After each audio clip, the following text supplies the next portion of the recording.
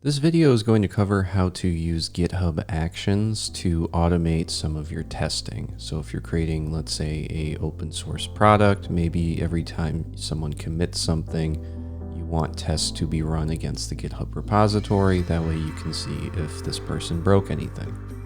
Maybe you work internally and you just want to make sure that the junior developers or the management above you isn't pushing to main without anyone realizing it and breaking everything. This is going to help you with that. It's going to be pretty quick. All we have to do is generate a new repository, a new Rails app, and create the actions. And then we have to configure it a little bit. But overall, this is a pretty fast process. So I'm going to generate this down here. And while we're creating our new Rails app, I'm going to open up github.com, create a new tab or a new repo. I'm just going to call this testable, assuming I haven't used that before. And I'll just create an empty repository. I'll then come into the terminal and we'll cd into testable. Once we're in here, we can do our git init, git add dot, git commit -m, init commit. And then I can clear this. And if you don't have your SSH key linked with GitHub, you'll want to switch to HTTPS, which is just the URL. I have SSH though, so I'll just log in like this. And I'll just copy this whole thing, right click, paste. And then as soon as I hit enter on the push, it should push up the code. And we should be on the GitHub branch now. So at this point, we can actually come into our actions, and I'll full screen this. And you can either search for it or it just showed up right here. It is the Ruby on Rails continuous integration action. So if you click that, it'll create a very basic continuous integration file for you. And this is basically how you set up and configure these. You just have a YAML file and you go through the steps. So in this case, it tells you which branches you want to push to and pull request from, and which ones it's going to fire on. So you can set it up if anyone pushes to, let's say, main, or they pull request into main, then you'll fire automated testing and whatever else you have set up. So in this case, we're going to have a linter and we're going to have a tester. So a lot of this is pretty basic. It's just set up for Postgres and all that. It's going to be some default information. We're going to skip over this. Obviously, you would configure this with whatever information you need. So maybe you have like your own testdb username and password. You would want to do that. Down here, we can sort of skip through some of this. Because this is all going to work out of the box. But once we get down, I believe, to the linting, this is where everything falls apart, as it usually does. So we're going to have to add some of these gems, of course, but we're also going to have to change some of these errors, or some of these run commands here, because they'll throw errors. So the first one, I believe, is the bundle audit. It wants to run bin/bundler. We don't want that. We actually, let me zoom in. We want to switch this to bundle exec bundle audit -- update. And then for Brakeman, I think it's the same thing. We don't want bin/Brakeman. We want to run bundle exec Brakeman. And then -q-w2 looks correct. And then for Rubocop, we want to run bundle exec Rubocop -- parallel. I think that's good for this. So let's go ahead and let's create this commit. We'll say create Ruby on Rails CI/CD. We'll hit commit, and that should be good. So now we have this workflow, and we can minimize this again. So let's come over to our terminal. I'll open this up in VS Code, and then we can actually do a git. Oops, let me move this over. We can do a git pull to pull down this git workflow. Now that that's done, we're going to need to open up our gem file. And in our gem file, I'm just going to come down to the bottom. I think you'd probably want to put this in like your test, but we can also do it in development/test. So let's do it up here. And what we're going to do is we're just going to add in all the gems that we were missing. So we were missing Brakeman. We were missing bundler -audit. We have debug. We need Ruby audit. Actually, don't know if we need Ruby audit for this one, but we'll add it anyways. We can then run or add PG for Postgres. And then we need rubocop-rails, which is probably making some people throw up in their mouth, and then rubocop itself. So this is your linter. These are for securities. I don't actually know off the top of my head what Brakeman's for. Let's go ahead and let's check it. Static vulnerability scanner. Okay, so that's also for security. So if you want to break these up, you have security tools, and then down here you have database. So in production, you're going to be using Postgres. You can also switch that if you wanted to, but you'd have to go into your GitHub action file, which we'll look at in a second. And then we have linting. So those three are good. The other thing we have to do, if I run bundle exec rubocop parallel -a, well, let me actually bundle install first. So if I run this command, okay, Ruby audit, right? Isn't that what I have? Oh, it's Ruby _audit. Yep, that would make sense. Okay.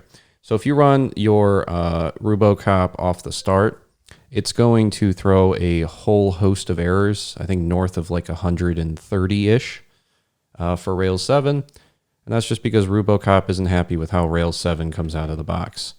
Obviously, you don't want to go in and have to fix the Rails source code. Okay, actually the number went up. It is 222 offenses. We've corrected 215, so that's pretty good. But if we run this again, we should still have 7 offenses. If your number is different, there is something you can do. You can actually paste in this command, which is bundle, let me bump this up, exec rubocop --auto -gen -config. Let me just F11 this. And this is going to generate a baseline config for your application at the start.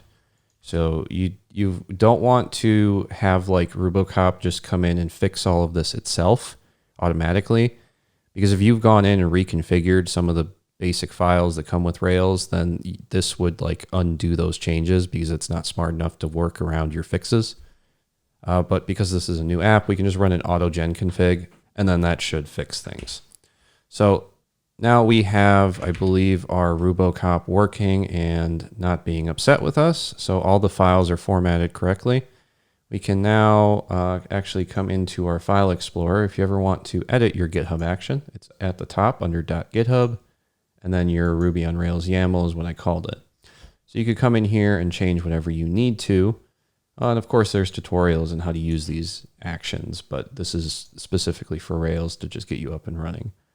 So at this point, I think if we run Rails test real quick, just to make sure that that's working, we should have an application that we could push up, but I want to do something first. Let me do git add git commit -m add baseline gems. We'll push that up. And then what we can do is we can just generate a basic scaffold. So I'll say Rails G scaffold post. We'll give it a title of type string by default and a body of type text. We'll generate that. And then we can do a Rails DB :migrate command and all that other good stuff. I don't actually think we need to migrate the database, but now that we have that set up, we can actually run our Rails test again. So we'll run that, see if it passes. And then assuming it finishes running, which it does, we can then run our, what was it? Bundle exec rubocop --parallel -a. It will find more offenses and it will fix some of them, but not all of them. So we'll run it one more time. And here's 3 that it's upset about. First one's in your post controller. So let's open up our app, controllers, post controller, and all of these are going to be the same thing. It wants a top level comment. So you can just say, this is your post controller. Of course, you would normally make these more descriptive, but here we're just doing it for the sake of the tutorial. So that takes care of the post controller. So let me run this again just so you can see that that did in fact fix it. Next, we want to come into the post module, which is in the post helper. So we want to come into helpers, post helper. This is concerned with helping us. I don't know. And then we can go into our DB migrate. So we can say DB migrate, our migration, and we'll just say migration for basic posts. Save that, and then we can run our bundle exec rubocop again. So now that's fixed. Cool. The other thing I'd like to do is if we come into our models, post.rb, just want to say validates, I don't know, title, presence, true, and let's just say presence true. We'll just assume that it exists. That should be good enough. So now if we come into our tests, and then we come into our models and our post.rb, we have this test in here that just says assert the truth. So what I want to do is say test, should not save post without title, do, and then we'll say post equals post.new, and then assert that you cannot save a post without a title. So if you're not setting the title, this will fail. Makes sense. And then let's do the opposite. And we should say should save post with title. Do. End. And then we can just say post equals post.new, pass it a title. And then we can just say assert post.save. I don't know, words go here. Let's get rid of that. Assert post.save. I don't know, words go here. So now let's run our Rails test again. Hopefully this runs and this passes. Looks like it passes. Okay, so now let's do our git add, git dot, git commit, -m, add posts, git push. So all of that's up here now. So now if we refresh this, we can come into our actions, and you can see here we've had 2 runs already that both failed. This first one was just our initial push. You can see that our tests failed in setting up the DB schema. It's missing a gem. And then if we come back, if we come back, we can look at our linter, and our linter failed here with the bundle exec audit. So that's the failure for part 1. If we come into part 2 with the baseline gems, the linter failed with a process or with an exit of 4. And it's saying, please supply a path for Brakeman. And then if we come into our latest one, we'll see that the tests are at least passing and our linter is failing. So our linter is failing because the Brakeman needs to have something reconfigured. So I guess what we'll try and do is we'll try and run Brakeman, and this will happen as you try to set this up with a new repo. Sometimes things will just not work. So let's run bundle exec brakeman -q -w2. Run that. Looks like it's running. Checks run. Okay. Looks good to me. No errors. You'd love to see it. Not entirely sure why it's failing. This is the issue right here. I had Brakeman twice. And of course, you can see here I was doing my Googling because I didn't know what was wrong. Again, there's no shame in that. It just happens sometimes. So we'll just say update Brakeman path. So the basic issue is that you can either specify a path or you can leave it blank. And because I had Brakeman, it was trying to find the path Brakeman. And that, of course, doesn't work. But this is a really good way for you to see what the workflow is here because this caught an error, right? Our Brakeman was broken. It caught it, which is always nice. And you'll see that this just gets more powerful as this progresses. So here we have this being pushed straight up and our tests are being run. So we can actually just leave this over here, have our tests run, and keep track of them. Now I'm going to pretend to be a good noodle that's trying to help out by committing to this repo. So I'll say git checkout -b new, let's not do new feature. Let's say add views to post, right? So we add these views to the post, and then we'll say Rails G migration, add _views _2. Let me full screen this, _post, bump this up a bit. And then I'll just say views : integer, right? Simple stuff. We do this every time when we create our blogs. And then we can come down to our DB. We'll say migrate, add views to posts, and then we'll just say this needs to be a default of 0. We can save that. We can then come up to our post controller. And then in our post controller, whenever we go to the show page, we just want to say @post.update. Views should be @post.views +1. Save that. Right, we'll just do that. Now I'm going to play a bit naive here, and I'm going to go into our testing folder and our models and our post model. And then I'm going to say, okay, I want to come in here and I want to write a test. So I'm going to say test post should have views as integer. Right, so I'm testing this, but I'm not going to do a very good job of testing this, right? So we create a new post. It doesn't have views as an integer, so this should fail. And then I come up here and I'm like, okay, well, you know, this really doesn't make sense. I don't think this is going to work, right? Like we should be able to assert this. But of course that's going to cause this to fail, right? So if I run a Rails test now, Rails test, we should see some failing tests here. Rails db:/migrate. Let me migrate the database first, and then we can do this. So now if I run a Rails test, we should see some failing tests here. Hopefully. There we go. Test push should have views as integer. Save the post with the string for views. And then save the post without a title. So these aren't working, right? How do we fix that? Well, if we come up to, and let me refresh this because it looks like these are running, but they shouldn't be anymore. So our linter failed. That's fantastic. It failed all the way down here because it's upset that we have single quotes here. So that's great. Our post test.rb. Where is this? Post test, line 16. I don't really know what the issue is. So let's run our Rubocop just to make sure. We'll clean this up. And this is actually pretty close to how this works in the real world. You get distracted by 20 different things that are all breaking, and then you forget that you have a failed test. And it's missing a top level for add views to that. Okay, so let's go into our migration real fast. As soon as my mouse stops lagging. So let's come into our DB, wherever that may be. DB migrate, our latest migration.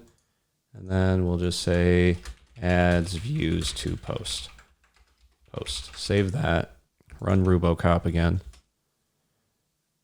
Everything looks good there. We have failing tests. So we'll say git add dot, git commit -m. Oops, git commit -m, add new feature for views, git push. And then we have to set our upstream for this. So I'll just copy this, paste it, and we've now pushed to a new branch. So our linter is going to do stuff here, but with how this is currently configured, we have a new branch here to pull request, and we are not running a test on this branch. So when someone tries to PR in their new feature, they'll create a pull request to go into master. This will initially say it's okay, but then it'll automatically run these tests because now we're not pushing to a separate branch. We're PRing into main, and in our actions we said we need to run these tests when we PR into main. So you're the code repository owner. You come in here, you see these tests are running. You're like, okay, I'm going to go grab a drink and I'll come back and see if they pass. Because you're not going to commit this as these tests are running. That would just be ridiculous. But we can see here that the linter runs, and then we should see the tests fail. So then we click on details, and we can see that these tests failed because of these two issues. So then you come back and you say, all right, files, review, and then I don't know, this right here, maybe we want to, we'll just mark all of these as viewed. we'll leave a review and we'll say, tests need fixing, I think. Rest looks good to me. We'll submit the review, right? Of course, some checks were not successful, so it's going to gray out the merge pull request. So then we come into our actual application here, and then we say, all right, let's just get rid of this one, and let's actually undo whatever we broke up here previously. Good. Oops, save that. We'll run a Rails test again just to make sure this is passing.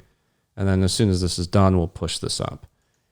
So we now have passing tests. So we'll say git add dot, git commit dash m, test pass, git push.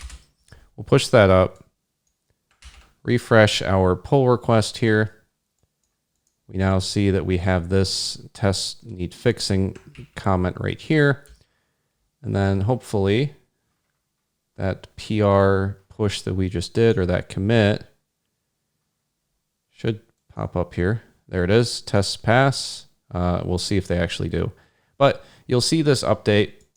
And the important part with this is, as the repository owner here, I'll see these new commits come in after the comment that I left.